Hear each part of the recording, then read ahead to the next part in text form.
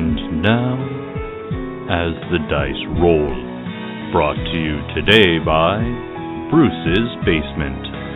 Need a place to hunker down?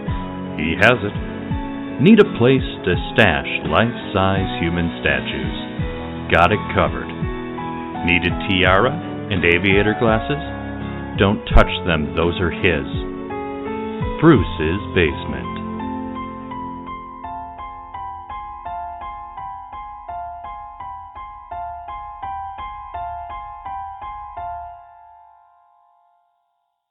Previously on What Is Not. A blonde Harry and the Hendersons kind of creature. My name's Ralph. They call me the Yucca Man. We need to get the others out of here. Now, what about our petrified friends? Beth has actually already loaded them up. The grayish humanoid creature with the wings and the big red eyes says, well, my name is Meryl, but people seem to call me the Mothman. The adolescent-sized, bald, pointy-eared person goes, they just call me the Bat Kid because Bat Boy is trademarked? You probably know me as Elvis Presley. I want to thank you for rescuing me. Thank you very much.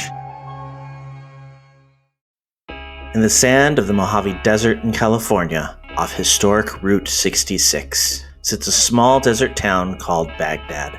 We have some ancient prophecy that something bad is going to go down in Baghdad. It's a town of shadows and secrets. Things aren't as they seem, but we're still not quite sure what's going on. Where bumps in the night aren't the house settling. Trying to find answers. And the monster under your bed lies in wait for your foot to leave the safety of your covers. My mom used to tell me all of these weird stories about monsters, but I didn't really believe anything she said because, that's crazy talk. It's a world where cultists spend their days pushing papers at the DMV and their nights summoning ancient creatures from the dread beyond. Seeing maybe something happened down at Crypticore. The expert. Susan Donaldson, the town vet. The freelancer. People call me Beth. Hunting is sort of just like a business that I'm in. The deathless. Bruce the zombie, and his father cast a spell to bring him back.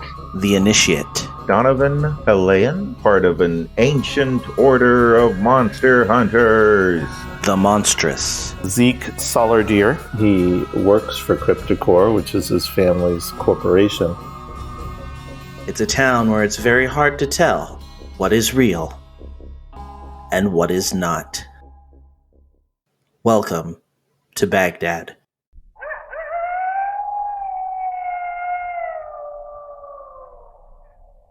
Who is this Elvis Presley? Why you all act like you recognize me? Oh, Donovan.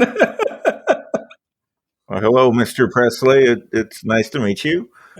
He shakes your hand. Elvis has joined the party. Elvis, how long have you been captive? Well, it's been a very long time. We're going to go through a little bit of the backstory. Nice. Of where all this happened. So as you talk to these gentlemen, they have been captured by various organizations over the years and have been moved from facility to facility. And all of them have been trying to, in one way or another, stop whatever this organization is from basically kidnapping cryptids and experimenting on them. Did you say cryptids? Cryptids, yes. All your urban legends, Bigfoot, the Mothman, Loch Ness Monster, all of those things are considered cryptids. And so the idea is capture these creatures and experiment on them to see if there is any military value to them. Have you all been working together?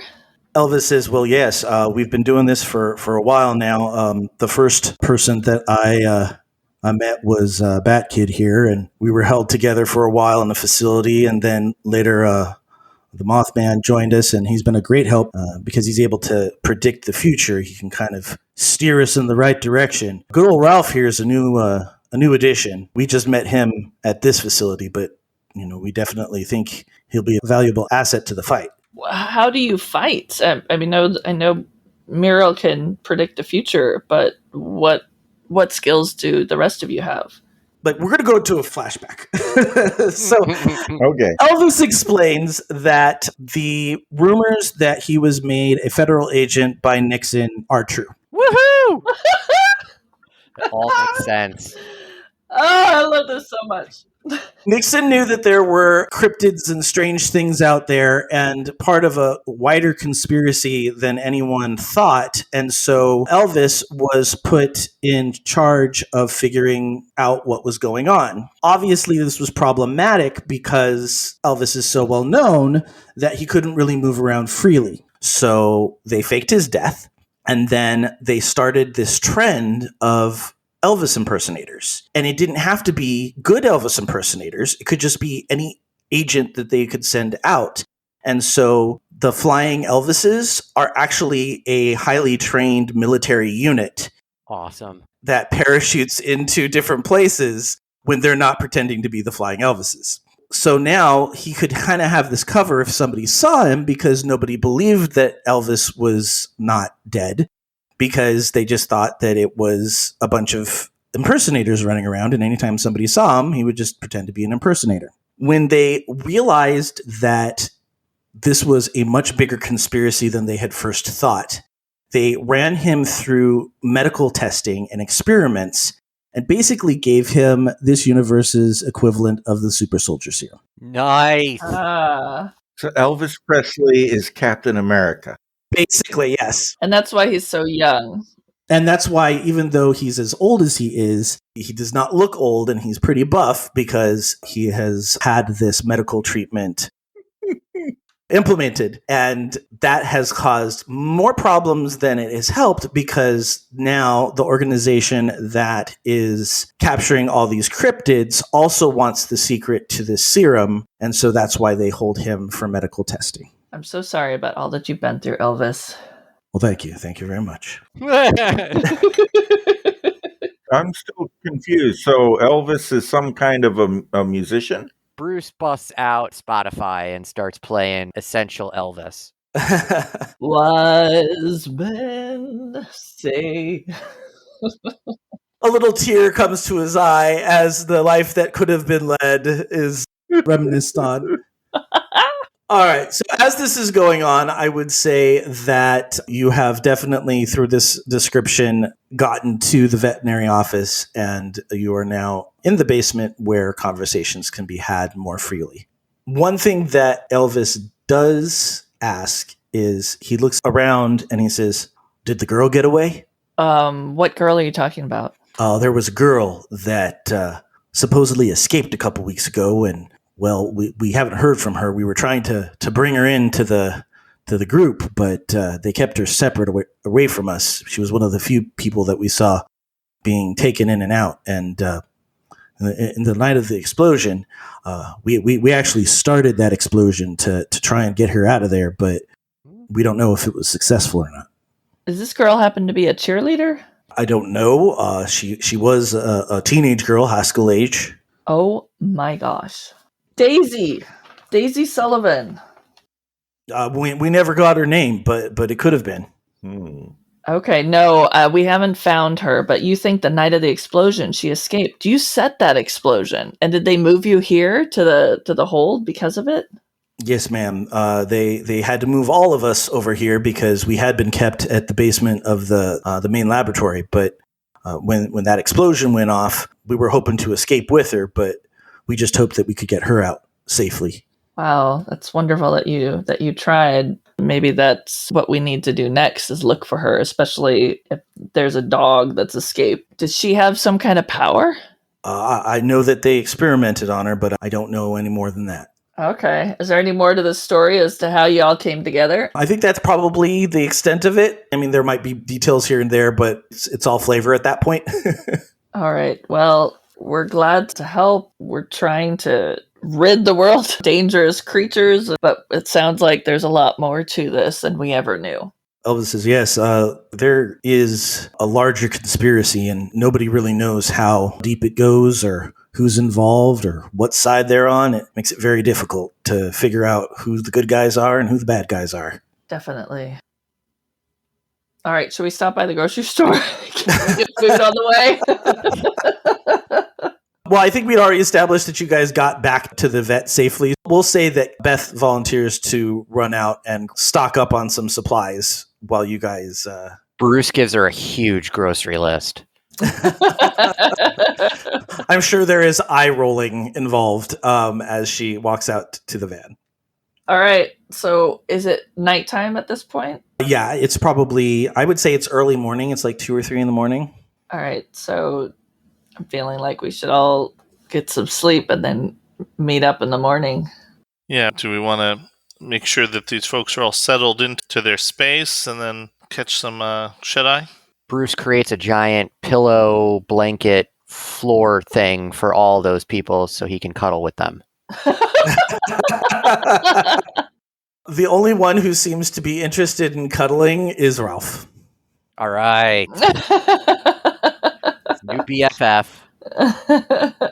And I'm assuming that Emoji was extremely excited about all these new people. Oh, yeah. I think he probably takes a liking to Bat Kid and, jumps on him a little bit. And Bat Kid's interested, but, he does feel a little bit out of place being one of the younger people there. So he goes back to playing his video game. The individual stories that you find out for them is that the Yucca Man is actually, well, obviously he goes by Ralph, but he has a name that really isn't pronounceable to humans. And he is part of a tribe that lives in the desert and have successfully hidden from man for centuries. But occasionally somebody will catch a sight of them. And this is basically the desert's version of Bigfoot. And so he was caught when he was out kind of scavenging and was separated from the rest of his tribe, which, as far as he knows, has gone back into hiding. Bat Kid was born in the caves of West Virginia, and he was raised by scientists who were studying him, and he's probably been the one who's been in captivity longest because he was never really a free creature to begin with. And the Mothman was only caught in the late 80s when whatever this organization is seemed to be able to catch him. And he was concerned because usually he kept ahead of everybody, of these attacks because he is a little bit precognitive, but couldn't see this one and somehow got stuck and caught. So Donovan is staying here, right? Isn't that what we determined, that we were going to get him out of the hotel and give him a place down here? Yeah, I am staying here. I'm assuming we gave you a space with we made a space for you with a bed and. Or are you just cuddling with Bruce and Ralph? I don't think Donovan's a big cuddler. So has nobody offered, nobody has a guest room? You're making Donovan sleep in the infirmary? Yeah. Well, I think, how did that come about? I do believe Zeke has his own apartment if we want to have Donovan share that space so he doesn't have to do with the basement creature space. Yeah, I'm thinking Donovan may want some new digs at this point, but it's up to you. Yeah. You know what, Bruce? It's been nice bonding with you, having some, as you Americans call it, bro time. But, I think this place is getting a little crowded now. Maybe it's time for me to move on. Bruce goes for the hug. All right. Bring it in, you disgusting little man. All right, so I'm assuming Beth comes back with food. We distribute all the goods. We make sure Emoji's got his dinner and kind of, I don't know, I'm ready to go hit the sack. Okay. I agree. Yeah, I guess so. Yeah. Bruce starts a pillow fight with the other monsters. Can we put some kind of safety, spell on the infirmary? I mean, in case anybody saw us come in or something to just... What would you want it to do exactly? Alert us if anybody was approaching. Okay. Yeah. So a magical ADT system. A magical alarm, yeah. ADT. All right. I'm going to cast Alarm on the area in the hopes that if anyone enters uninvited, we will all get a little mental siren in our head letting us know. Oh, I love that. Mm-hmm. And I have rolled a 10. Okay. Brilliant. So as far as you know, that is fine, and it's going to work as expected. I believe the spell is successfully in place. Of course, there's no good way to test it, but we should be good. Excellent. What's the status on the statue people? Oh, yeah. Oh, yeah. Did we just put them in the lawn for decorative purposes for now, or? I would propose that we put them someplace where Donovan can start casting a ritual to try to bring them back. Do you want to take them with you to Zeke's place? Zeke, do you have a place where you can... Yeah, I mean, I've got that typical 25-year-old bachelor pad kind of a place. What's a few human statues sitting in the living room? I mean... We should also consider that when these people get brought back into human form, they're employees of Crypticore.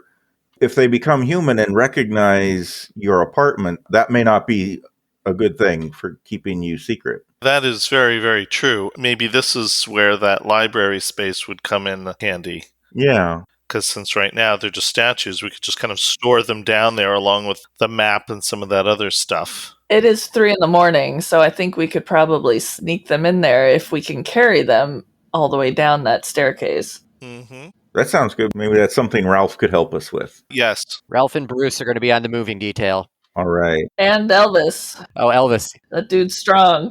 Yeah. Yeah, Elvis can help you out. Oh, that's right, because he's Captain America, for gosh sakes. Well, here I was trying to keep everyone safe, and now we're going out to the world again. Are we going to try to do this right now? Is that the plan? Yeah, let's see if they have the energy, and we can just real quick get Ralph to hop in the OSHA van and take a quick zip over to the library.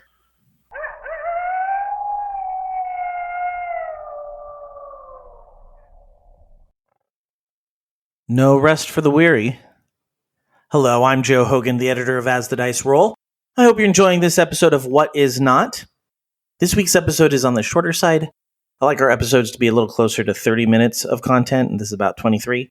But when you factor in breaks and recaps and technical issues and all the other things that we do when we record, but we don't put into the final episodes, it's very easy to end up with an odd, shorter or longer episode here or there. So thanks for being patient, and we should have a regular-sized episode in a couple of weeks. If you listen to Cautious Optimism, and shame on you if you don't, Season 1 of that campaign is coming to a close, and we would like to do a bonus Q&A episode between the seasons.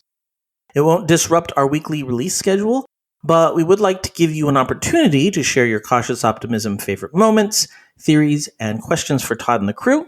Send us all of your questions and comments by Friday, November 19th, so that we have time to get the cast together and record. We'd like to put the bonus episode out on Tuesday, November 30th. There are quite a few ways to get a hold of us with your questions and comments. You can follow us on Twitter at AsTheDiceRollRP. You can follow us on Instagram at AsTheDiceRoll. If you want to chat with us in real time, go check out our Slack channel over on the Geek to Geek Media Network Slack, which you can find by going to the Contact Us tab on the network website at geektogeekmedia.com. And while you're there, you can also join the Geek to Geek Media Discord server. And finally, you can always email us at podcast@asthedicerollcast.com or leave us a voice message by clicking on the link on our website at asthedicerollcast.com. And if you just can't get enough of our cast, you can catch Katie on Tea Time with Katie and Chelsea, Can't Stop Me Loving K-Pop, and Disney Forever. You can also listen to Todd on his podcasts Nerdberg Review and Farming Simulated, and you can listen to me on my geek culture podcast, Geektitude. That's it for me this week. I'll be back this Friday, November 12th with the next episode of Cautious Optimism. Until then, let's see if the hunters can stash these statues in the library, right after a quick commercial break. When toxic culture has you down. When you're just looking to laugh and have fun. Kick back and enjoy watching a video game. Or just make some new friends. It's time to visit the Geek to Geek Media Network, a community of podcasters, streamers, and bloggers. Well, more of a family than a community. All dedicated to geeking out about the things we love. Things like video games, Star Wars, comics, movies, K-pop, Disney Plus, Keanu Reeves, new, or whatever our community decides is the next best thing. That's right. We have a great online community on Slack and Discord where we chat about our weekly geekery with listeners and viewers. And each other. Yep, and each other in real time, and we can't wait for you to join us. So come check us out at geektogeekmedia.com. And escape toxic fandom for something much more... Keanu? Yes, Keanu. So you pull up to the library, and how are you going to approach this? Well, we're going to look around, make sure there's nothing that we can see and nobody out and about.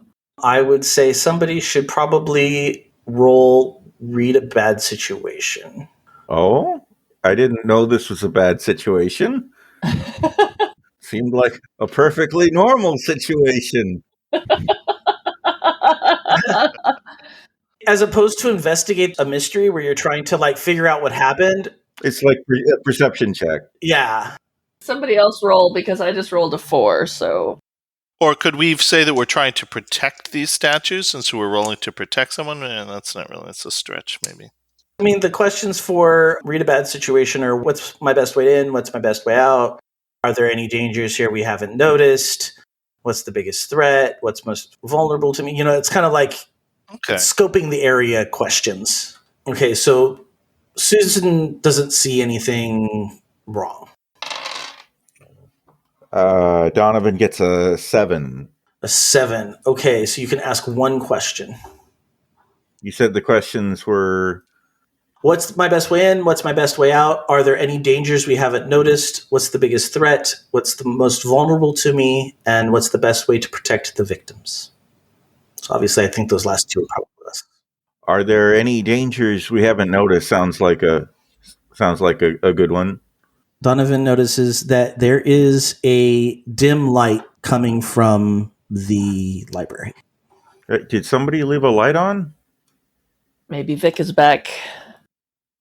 And we don't know 100% which side of things Vic is on, but we suspect on our side, so... Probably, yeah. Maybe those of us who know him? Should we try and maybe peer through the window and see if we see someone? Do we have Vic's number? At 3 a.m., if somebody's peering through your window, that's going to start it puts the whole conversation off on a bad foot. Just a reminder, Vic's pronouns are they, them. And yeah, I just wanted to throw that out there because people have been calling them. Thank you. Do we have their phone number? The card that Beth had only had their office number on it, like the library number. Well, that is where we are. Should we try calling the library number, or is that doing so at 3 a.m. going to be not wise? I feel like it's always better to get a phone call than to have people knocking on your door, right? That's less intrusive. All right, Susan calls just to see if Vic will answer. Somebody does answer the phone, and she says, Baghdad Public Library, this is Mildred. How may I help you? Mildred, hi, it's Susan. Oh, my. Hello, Susan. It's 3 a.m. Why are you calling the library? I was just going to ask you the same thing. What are you doing at the library? Well, my dear, I am taking over for the previous librarian.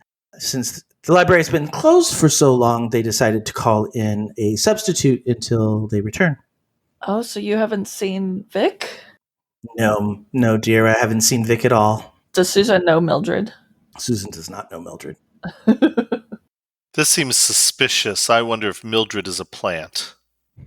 I know. I'm a little suspicious. I mean, she seems human. Okay, Mildred. I put my hand over the receiver. Do I want to ask her anything else? Nope. I don't know that she'll tell us anything. I think we've pretty well established that the library is not a safe place for us to hide right now. Yeah, I think so. Okay, Mildred. Thank you. Bye-bye. Get some sleep, dear. And she hangs up. Ugh, yeah, Mildred is bad.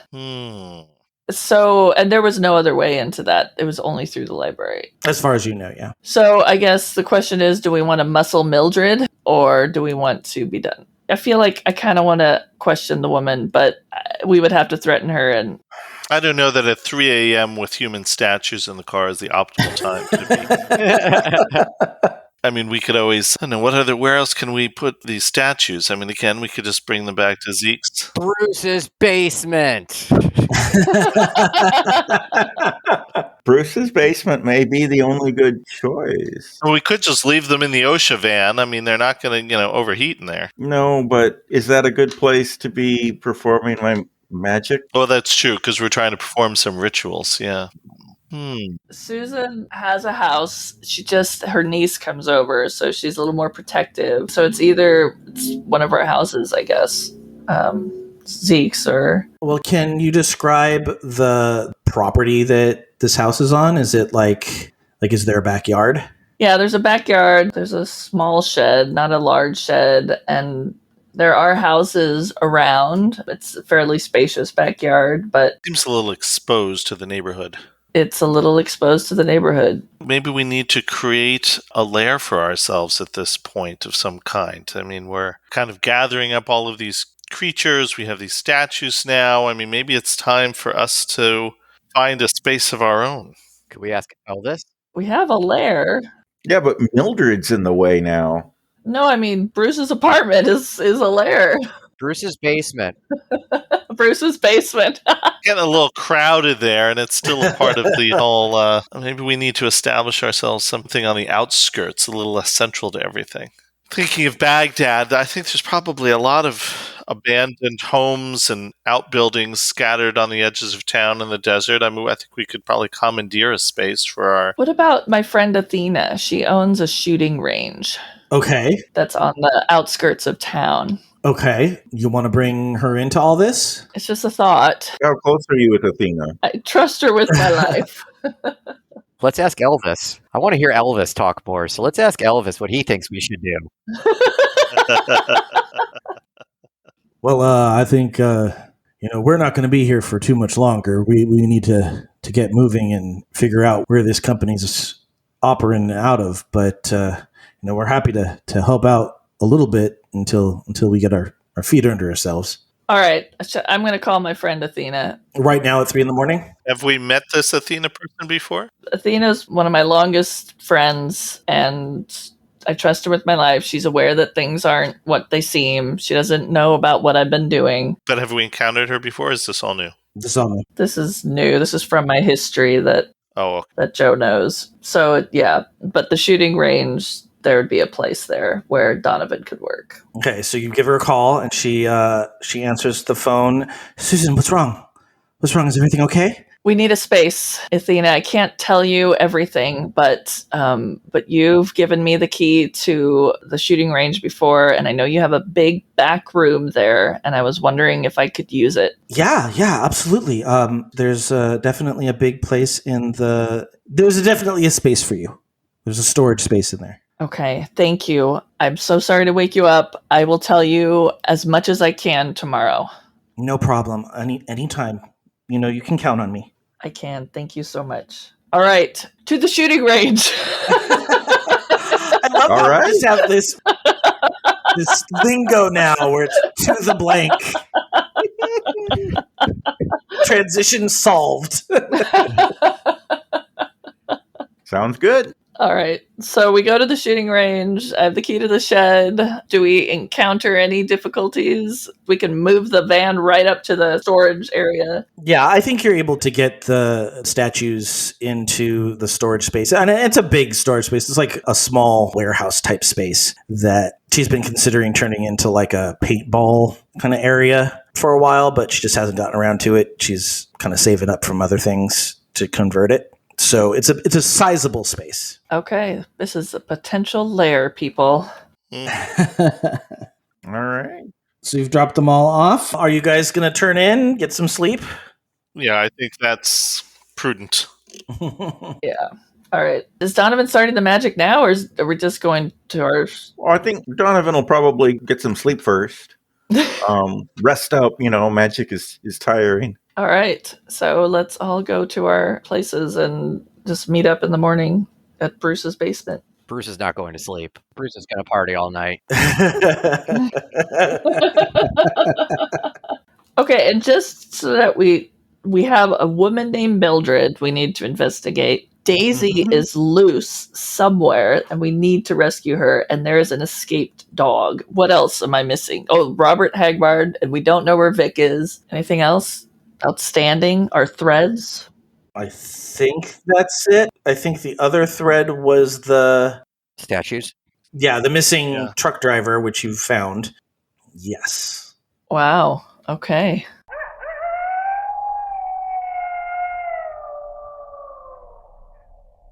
Next time on What Is Not. You see a house filled with a bunch of statues. It probably is a good idea that Donovan unpetrify the two people that are petrified. I don't know if that was just an attack or if the vision I saw was an actual prophecy of things to come. You've been listening to As the Dice Roll. The As the Dice Roll intro music is The Soap Opera by James Bowers. You can find and license his music through Pond5 at pond5.com. All the rest of the music in this episode is by Darren Curtis and can be found at darrencurtismusic.com. The opening voiceover is by our very own Rob Sometimes. You can find his podcast at comicbox.libsyn.com. And the As the Dice Roll logo was created by Maricel Edwards. Check out her book No Great Matter at msedwards.com. As the Dice Roll is a proud member of the Geek to Geek Media Network. Check out other Geek to Geek shows, streams, and content at geektogeekmedia.com. If you'd like to contact the show, you can send an email to podcast@asthedicerollcast.com. Individual players and GMs' social media can be found on our website at asthedicerollcast.com.